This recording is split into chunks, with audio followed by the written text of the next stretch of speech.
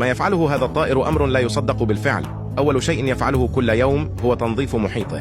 أوراق خضراء، أوراق صفراء، زهور، حتى الفروع الثقيلة يتم إزالتها، لأن ما يلي هو أداء مغازلة لا يصدق. ومع ذلك فإن الأنثى انتقائية للغاية وصعبة الإرضاء، وأي ورقة خارج مكانها يمكن أن تدمر فرصه.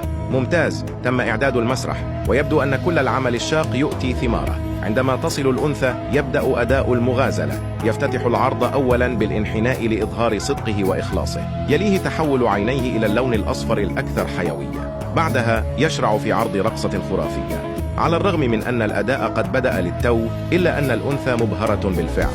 يشير ريش الرأس المستقيم والأجنحة المرفرفة إلى حماستها الداخلية. كل شيء يسير بسلاسة. وبعد هذا الأداء الرائع والمميز يفوز صديقنا الرومانسي بقبول الأنثى.